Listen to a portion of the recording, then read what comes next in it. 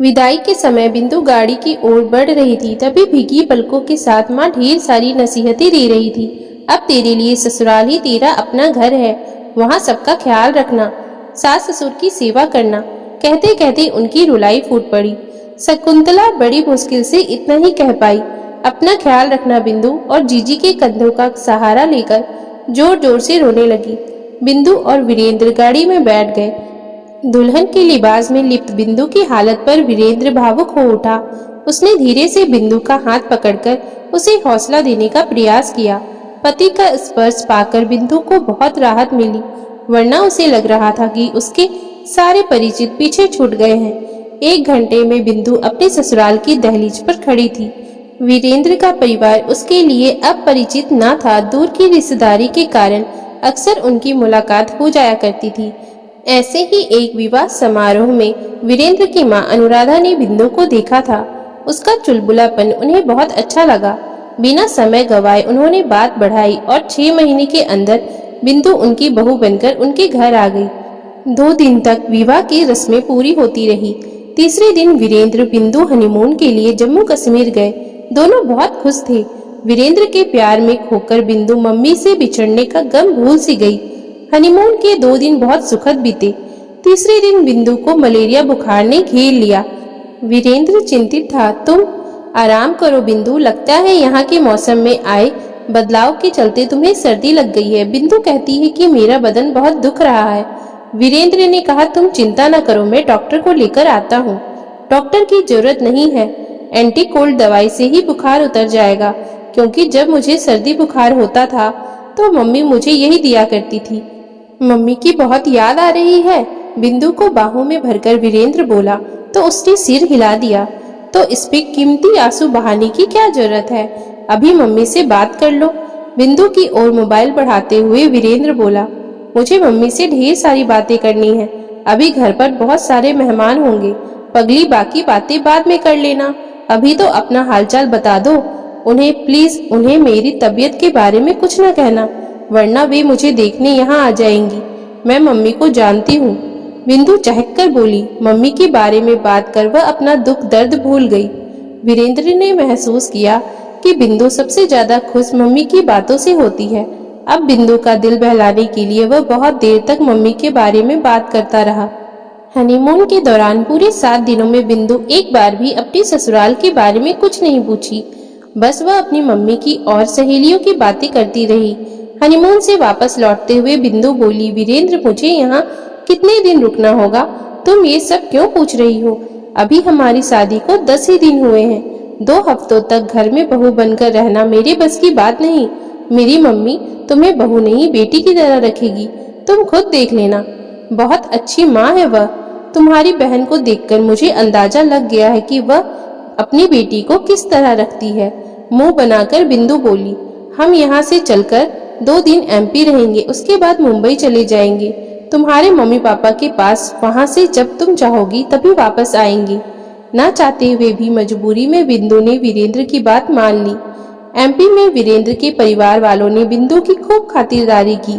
वीरेंद्र को लगा बिंदु को कुछ दिन और यहाँ रुकना चाहिए, पर दूसरे दिन बिंदु ने अपने मन की बात कह डाली। वीरेंद्र, हम कल मुंबई चल रहे हैं ना? मैंने मम्मी को फोन में बता दिया है। बिंदु बोली तो वीरेंद्र चुप हो गया। उसने ये बात अभी तक अपनी मम्मी पापा से नहीं करी थी।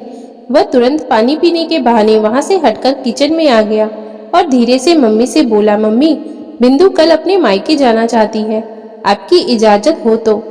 ठीक ही तो कह रही है बहू, इतने दिन हो गए हैं उसे ससुराल आए हुए। इकलौती बेटी है, अपने माँ बाप की घर की याद आनी तो स्वाभाविक बात है। बेटा की दुविधा दूर करते हुए अनुराधा जी बोली, ठीक तो है, मिलवा दो। कमरे में वीरेंद्र पहुंचा तो बिंदु बोली, आप ऐसे बात अधूरी छोड़कर कहाँ चले गए थे? पानी पीने चला गया था, तुम पैकिंग कर रही थी, सो मैं खुद ही चला गया किचन तक। कल का प्रोग्राम पक्का है ना? बिल्कुल पक्का है, वीरेंद्र खुश होकर बोला तो बिंदु ने राहत की सांस ली। मायके पहुंचकर बिंदु मम्मी से लिपटकर खूब रोई। शकुंतला जी बिंदु को बड़ी देर तक दुलारती रही। कितनी दुबली हो गई है। वीरेंद्र माँ बेटी को छोड़कर अपने ससुर के पास आ गया। पापा, बेटी के बिना घर खाली खाली लग रहा होगा आपको। बेटी का असली घर तो उसका ससुराल ही होता है बेटा, ये बात हमेशा याद रखनी चाहिए। बिंदु अपनी माँ के लाड प्यार के कारण थोड़ी लापरवाह है। उसके नादानियों को नजरअंदाज कर दिया करना। आप चिंता न करें पापा जी, धीरे धीरे बिंदु मेरे परिवार के साथ घुल मिल जाएगी। एक ही दिन में वीरेंद्र समझ गया कि इस घर में बिंदु के पापा की उपस्थिति केवल नाम लेने भर की है। घर में सारे फैसले शकुंतला के कहे अनुसार ही होते हैं। एक हफ्ता बीत गया। बिंदु का मन एमपी जाने का नहीं था। वह तो वीरेंद्र के साथ सीधे कोलकाता जाना चाहती थी, पर वीरेंद्र से कहने का वह साहस न जुटा सकी। बेटी को विदा करते हुए शकुंतला जी ने जो हिदायत दी डाली, वीरेंद्र साथ खड़ा सब कुछ सुन रहा था, पर बोला कुछ नहीं। उसे ताज्जुब हो रहा था कि उसकी सास ने एक बार भी बिंदु को अपने सास ससुर की सेवा से संबंधित नसीहत न दी। चलते वक्त वह वीरेंद्र से बोली, बेटा बिंदु का ख्याल रखना, मैं जिंदगी की अमानत तुम्हें सौंप दी हूँ। शादी के 3 हफ्तों में ही वीरेंद्र को सब कुछ समझ में आने लगा था कि मम्मी के लाड प्यार के कारण बिंदु की परवरिश एक आम लड़की की तरह नहीं हुई थी। घूमना फिरना, मौज मस्ती करना उसके खास शौक थे। घर के किसी काम में उसकी रुचि न थी। सामान्य शिष्टाचार में उसका विश्वास न था। छुट्टियां खत्म हुई तो वीरेंद्र के साथ बिंदु भी कोलकाता आ गई। वीरेंद्र बिंदु से जितना सामंजस्य बैठाने की कोशिश करता, लेकिन बिंदु की गुड मॉर्निंग मम्मी को फोन करने से ही होती। फिर से बातों में बिंदु वह भी भूल जाती कि उसके पति को ऑफिस जाना है। महीने की टेलीफोन का बिल हजारों में आया तो वीरेंद्र बोला, बिंदु मेरी आमदनी इतनी नहीं है कि मैं 2000 रुपया महीना फोन के बिल पर खर्च कर सकूं। हमें अपनी जरूरतें सीमित करनी होगी। वीरेंद्र, आपके पास रुपए की कमी है तो मैं 5000 रुपए मम्मी से मांग लेती हूँ। मेरे एक फोन पर वह तुरंत रुपए आपके खाते में ट्रांसफर करवा देगी। शादी के बाद बेटी को माँ पर नहीं पति पर आश्रित रहना चाहिए। मैं अपनी मम्मी पापा की इकलौती संतान हूँ। बिंदु बोली, उनका सब कुछ मेरा ही तो है। पता नहीं किस जमाने की बात कर रहे हो तुम। छोटी छोटी चीजों के लिए दूसरों पर निर्भर रहना ठीक नहीं होता। मम्मी दूसरी नहीं, मेरी अपनी है। यही बातें तुम्हें मेरे लिए भी सोचनी चाहिए। मेरे माँ बाप का भी मुझ पर कुछ हक है और मेरा उनके प्रति कुछ फर्ज भी है। पहली बार वीरेंद्र ने अपने परिवार की पैरवी की। वीरेंद्र के दूसरे दिन ऑफिस जाते ही बिंदु ने सारी बातें अपनी मम्मी को बताई तो वो बोली, ठीक किया तूने। शादी के बाद पहली दीपावली पर वीरेंद्र ने बिंदु से घर चलने को कहा तो वह तुनक गई। दीपावली का त्योहार मुझे अच्छा नहीं लगता। बड़ों की भावनाओं का सम्मान करना जरूरी होता है। बिंदु, मेरी खातिर तुम एमपी चलो ना, वहाँ सब तुम्हारा इंतजार कर रहे हैं। वीरेंद्र दुविधा में था कि क्या करे, क्योंकि बिंदु ससुराल जाने के लिए तैयार नहीं थी। तभी वीरेंद्र के दिमाग में एक आइडिया आया और वो बोला, बिंदु चलो मुंबई चलते हैं। मुंबई का नाम सुनते ही बिंदु तुरंत तैयार हो गई और मुंबई पहुंच गई। शकुंतला जी बेटी दामाद को देखकर बोली, बहुत अच्छा किया कि मेरे पास आ गई। बिंदु के पापा पहली बार बोले, बिंदु इस समय तुम्हें मायके के बजाय अपने ससुराल में होना चाहिए था। ये तुम्हारी ससुराल की पहली दीपावली है। बिंदु की माँ ने कहा, क्या फर्क पड़ता है, बिंदु यहाँ रहे या ससुराल में? फर्क हमें नहीं, हमारे समधी जी को पड़ेगा, जिनका बेटा दीपावली के दिन अपने ससुराल में पत्नी के साथ हो। रहने दो, तुम्हें कुछ पता है रिश्ते नाते के बारे में? बिंदु, मेरे आने से आप दोनों क्यों उलझ रहे हैं? तो वीरेंद्र बोला, मेरा यहाँ रुकना ठीक नहीं है, इसलिए मैं एमपी चला जाता हूँ। बिंदु के सामने अब कोई रास्ता ना था। मजबूर होकर उसे भी वीरेंद्र के साथ एमपी आना पड़ा। वहाँ दीपावली पर खूब दिए जलाए गए और घर को रोशन किया गया। सब लोग बहुत खुश थे। अनुराधा से बहू की उदासी छिपी नहीं। वह सब कुछ देखकर भी चुप थी। इस अवसर पर उसे कोई नसीहत देना उसके दुख को बढ़ावा देना था। बस एक बार अनुराधा जी ने कहा, बिंदु कितना अच्छा लगता है जब तुम और वीरेंद्र यहाँ होते हो। अनुराधा की बात सुनकर बिंदु चुप रही। रात को वीरेंद्र ने पूछा, बिंदु तुम्हारा मन कुछ दिन ससुराल में रहने का हो तो मैं छुट्टी आगे बढ़ा लेता हूँ। बिंदु वीरेंद्र पर अपना गुस्सा उतारते हुए बोली, 3 दिन में आपका मन नहीं भरा? अपने लोगों के साथ रहकर अपनापन तो मन में होता है। बिंदु, मुझे तुमसे जुड़े सभी लोग अपने लगते हैं। मुझे तुम्हारी भाषण नहीं सुननी और यहाँ रुकना मेरे बस की बात नहीं। बिंदु का जवाब सुनकर वीरेंद्र हंस दिया और बोला, सॉरी, हम कल सुबह ही यहाँ से चल पड़ेंगे। कोलकाता वापस लौटकर बिंदु ने राहत की सांस ली और ससुराल में घटी सब बातों की जानकारी अपनी मम्मी को दे दी। अक्सर बिंदु और वीरेंद्र शाम को घर से ही बाहर खाना खाते थे, क्योंकि बिंदु को खाना पकाना नहीं आता था और वह सीखने का प्रयास भी नहीं करती थी। कभी वह जिद करके बिंदु से कुछ बनाने को कहता तो गैस के चूल्हे जलने से पहले बिंदु का मोबाइल कान से लग जाता। हाँ मम्मी बताओ, खीर बनाने के लिए सबसे पहले क्या करना है? इस तरह मम्मी से पूरी रेसिपी सुनकर जितना फोन का बिल बढ़ता है, उससे कम पैसों से होटल से खाना मंगाया जा सकता है। सो वीरेंद्र ने फरमाइश करना ही छोड़ दिया। इधर वीरेंद्र ने महसूस किया कि बिंदु उससे उलझने का कोई ना कोई बहाना ढूंढती रहती है। कल की ही बात है, बिंदु को शोरूम में एक चश्मा पसंद आया। उसने वीरेंद्र से चश्मा लेने को कहा। वीरेंद्र देखो कितना सुंदर चश्मा है। बिंदु तुम्हारे पास पहले ही कई चश्मे हैं, उनमें से कुछ तो तुमने आज तक लगाया ही नहीं। मुझे तो ये चाहिए, बिंदु जिद करते हुए बोली। इतनी देर में वीरेंद्र काउंटर से हटकर अलग खड़ा हो गया। बिंदु वीरेंद्र की ओर बढ़ी तो वह दुकान से बाहर आ गया। गुस्से से भरी बिंदु वीरेंद्र के साथ घर तो आई, पर घर में घुसते ही वह फट पड़ी। बिंदु बोली, आज तक मेरी मम्मी ने कभी मेरी किसी इच्छा से इनकार नहीं किया। मैं जैसे चाहूँ रहूं, खाऊं पीऊं, खरीदारी करूं या घूमूं फिरूं। मैं तुम्हारा दिल नहीं दुखाना चाहता था बिंदु, प्लीज मुझे माफ कर दो। मेरी जेब में उस वक्त इतने रुपए नहीं थे, क्रेडिट कार्ड तो था। पहली बार मैंने तुमसे तुम्हारे सामने अपनी इच्छा रखी और तुमने मेरी बेइज्जती की। मुझे माफ कर दो प्लीज। मैं अभी तुम्हारे लिए चश्मा ले आता हूँ। अब मुझे चश्मा नहीं चाहिए। जिस चीज के लिए एक बार मेरी बेइज्जती हो जाए, उसे मैं कभी हाथ नहीं लगाती। कहते हुए बिंदु मुंह फुलाकर सो गई। उसने खाना भी नहीं खाया तो वीरेंद्र को भी भूखा सोना पड़ा। अगले दिन वीरेंद्र के ऑफिस जाते ही बिंदु ने मम्मी को कॉल की और कल की पूरी घटना सुना दी। सुनकर शकुंतला जी को बड़ा गुस्सा आया और वह बोली, यह तो वीरेंद्र ने अच्छा नहीं किया। बिंदु, उसकी हिम्मत तो देखो कि अपनी पत्नी की छोटी सी इच्छा पूरी न कर सका। मुझे इस बात का बड़ा दुख हुआ। आखिर वह इतनी तनख्वाह का करता क्या है? कहीं सारी रुपए तो घर भी नहीं भेज देता? मैंने कभी नहीं पूछा मम्मी। वीरेंद्र की हर हरकत पर नजर रखना। तुम अभी कमजोर पड़ गई तो फिर कभी पति पर राज नहीं कर सकोगी।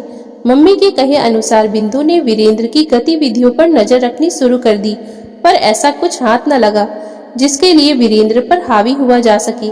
बिंदु ने महसूस किया कि वीरेंद्र कुछ दिनों से खोया खोया सा रहता है।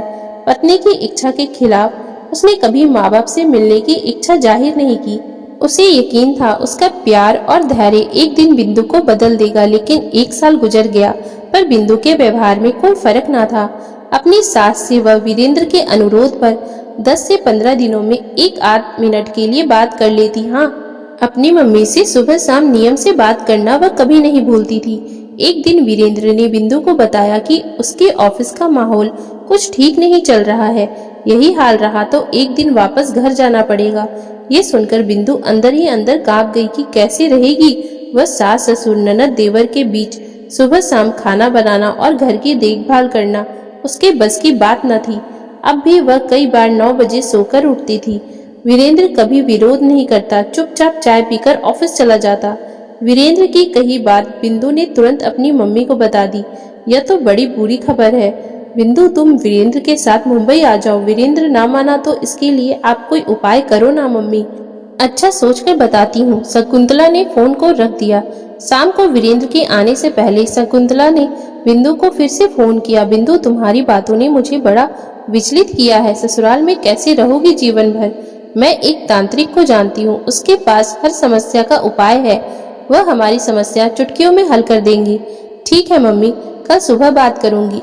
अगले दिन दोपहर को बिंदु के पास उसकी माँ का फोन आया। बेटी, घबराने की बात नहीं है, बाबा ने यकीन दिलाया है कि सब ठीक हो जाएगा। उन्होंने वीरेंद्र को पहनने के लिए एक अंगूठी दी है। मैंने कोरियर से उसे तुम्हारे पास भेज दिया है। तुम उसे वीरेंद्र को जरूर पहना देना। 2 दिन में अंगूठी बिंदु के पास पहुंच गई। अंगूठी सोने की थी। बिंदु ने वह बड़े प्यार से वीरेंद्र की उंगली में पहना दिया। वीरेंद्र ने प्रश्नवाचक दृष्टि से बिंदु को देखा। मम्मी ने भेजी है तुम्हारे लिए। मेरे पास तो अंगूठियां हैं, ये स्पेशल है, बड़े सिद्ध बाबा ने दी है। इससे तुम्हारे ऑफिस के सारे कष्ट दूर हो जाएंगे। अच्छा कहकर वीरेंद्र ने बड़ी श्रद्धा से अंगूठी को आंखों से छुआ। वीरेंद्र के साथ हुई पूरी बात बिंदु ने मम्मी को बताई। शकुंतला बहुत खुश थी कि बाबा की अंगूठी वास्तव में चमत्कारी थी। वह बोली, बेटी, तांत्रिक बाबा ने एक छोटा सा अनुष्ठान करवाने के लिए कहा है। तुम्हें 10 दिन के लिए मायके आना होगा। मैंने सारा प्रबंध कर लिया है, तुम इस बारे में वीरेंद्र से बात करना, इससे उसका काम फिर से चल पड़ेगा। शाम को बिंदु ने वीरेंद्र से मम्मी से हुई पूरी बात बता दी और उसे मायके जाने की अनुमति ले ली। वीरेंद्र स्वयं उसे मुंबई छोड़कर कोलकाता आ गया। माँ बेटी नियम से बाबा के पास जाती रही और घंटों अनुष्ठान में लगी रही। इन 8 दिनों में बाबा ने अनुष्ठान के नाम पर हजारों रुपए ठग लिए। तांत्रिक बोला, अंतिम आहुति उस व्यक्ति से डलवानी होगी जिसके लिए अनुष्ठान किया जा रहा है। आप अपने दामाद को तुरंत बुला लीजिए। बिंदु ने वीरेंद्र को फोन किया। कैसे हो वीरेंद्र? वीरेंद्र बोला, मैं ठीक हूँ, तुम कैसी हो बिंदु? कब आ रही हो? जब तुम लेने आ जाओ तब ठीक है, मैं आज ही चल देता हूँ। आज नहीं, 2 दिन बाद। कोई खास बात है क्या? यही समझ लो, मैं जिस काम के लिए मायके आई थी वह 2 दिन बाद खत्म हो जाएगा और उसमें तुम्हारा आना जरूरी है। आ जाओ ना, जैसी तुम्हारी आज्ञा हो हुजूर, पर एक शर्त है कि ये बात तुम्हारे और मेरे सिवा किसी को मालूम नहीं चलनी चाहिए, वरना अनुष्ठान का प्रभाव खत्म हो जाएगा। मेरी तुम्हारे अलावा मम्मी जी भी तो ये बात जानती है। मम्मी हम दोनों से अलग थोड़ी ना है। सच पूछो तो हमारी भलाई उनके अलावा कोई सोच भी नहीं सकता। ठीक समय पर घर पहुंच जाऊंगा। अरे बाबा, घर नहीं, तुम्हारे लिए मम्मी होटल में कमरा बुक कर देगी। ऐसा क्यों? बहुत भोली हो तुम, घर पर पापा भी तो हैं। तुम्हारे आने से उन्हें सब कुछ पता चल जाएगा, जबकि ये बात सबसे छुपा कर रखनी है। सॉरी कहकर वीरेंद्र ने फोन रख दिया। बिंदु ने जैसा समझाया था, इस अंतिम आहुति देने के लिए वीरेंद्र मुंबई पहुंच गया। बिंदु उसके स्वागत में एयरपोर्ट पर खड़ी थी। आज के बाद हमारी सारी परेशानियां दूर हो जाएगी। चलो, कहाँ चलना है? वीरेंद्र चलने को तैयार हुआ। दरवाजे पर आकर बिंदु से बोला, मैं अपना पर्स तो अंदर ही भूल गया हूँ, तुम नीचे चलो, मैं उसे लेकर आता हूँ। बिंदु होटल के मुख्य गेट पर आ गई। पापा की गाड़ी उसके पास थी। वीरेंद्र आकर गाड़ी में बैठ गया। उधर शकुंतला तैयारी में व्यस्त थी। वस्त्र, धन और फूल फल देने थे। शकुंतला ताजा फल खरीदने के लिए वह फल की दुकान पर खड़ी थी। बिंदु ने गाड़ी एक किनारे पार की और मम्मी की ओर बढ़ गई। फल खरीदकर बिंदु और शकुंतला जो दुकान से बाहर निकले, सामने पापा के साथ वीरेंद्र के मम्मी पापा को देखकर वह दंग रह गई। अनुराधा जी हिचकिचाते हुए बोली, आप यहाँ?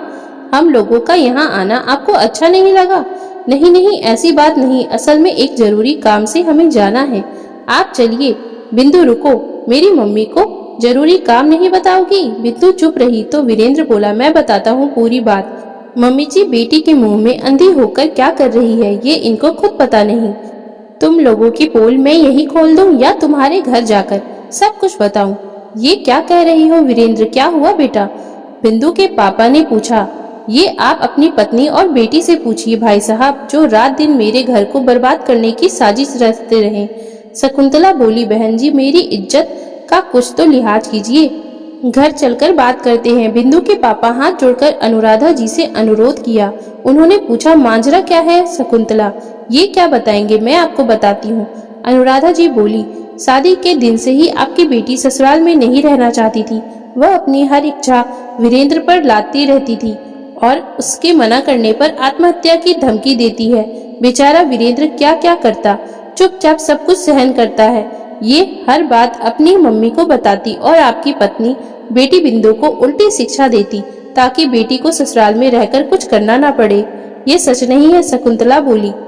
तो आप ही बता दीजिए सच क्या है? वीरेंद्र तीखे स्वर में बोला, मेरे बेटे को वश में करने के लिए ये माँ बेटी किसी बाबा से अनुष्ठान करवा रही है। अब अपनी बेटी को आप अपने ही पास रखिए, इसे न कोई तकलीफ होगी और न ही इसकी मम्मी को। मेरे बेटे को भी उससे मुक्ति मिल जाएगी। बिंदु से छुपाकर वीरेंद्र सब बातें अपनी माँ को बताता रहा।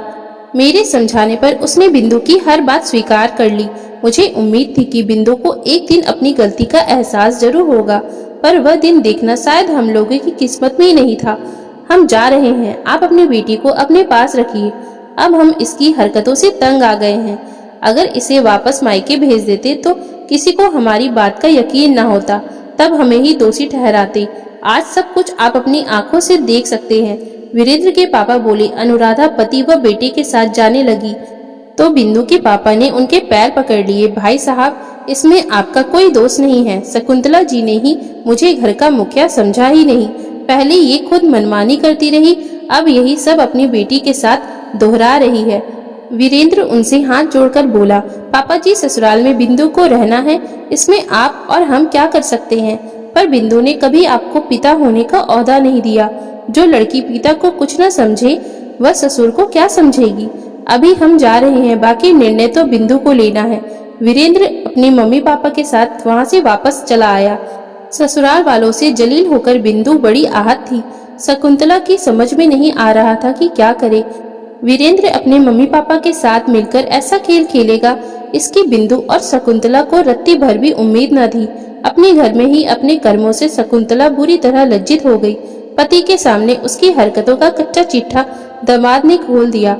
उनके जाते ही बृजभूषण जी बोले, तो माँ बेटी की हरकतें ही आज मेरी इज्जत सरे आम उछाल दी। इतनी नीची हरकत की है तुम दोनों ने। आज पहली बार बृजभूषण जी के बातों का शकुंतला जी ने पलटकर जवाब नहीं दिया। दामाद को अपनी ओर करने के चक्कर में वह खुद एकदम अकेली पड़ गई।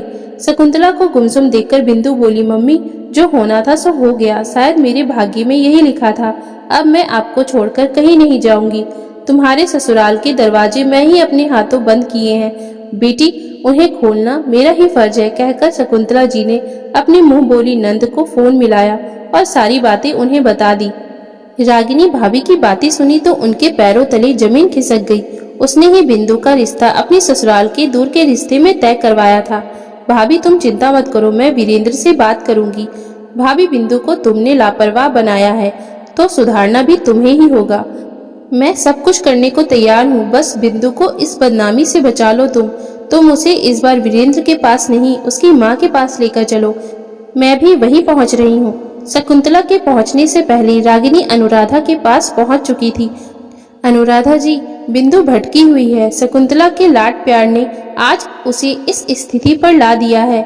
यह दो जिंदगियों का सवाल है। रागिनी के समझाने के तरीके से अनुराधा जी पर अच्छा प्रभाव पड़ा। वह रागिनी का आग्रह न टाल सकी। बहन जी, मैं वादा करती हूँ कि आपके परिवार के बीच कभी कोई अड़चन नहीं डालूंगी। शकुंतला सर झुकाकर बोली।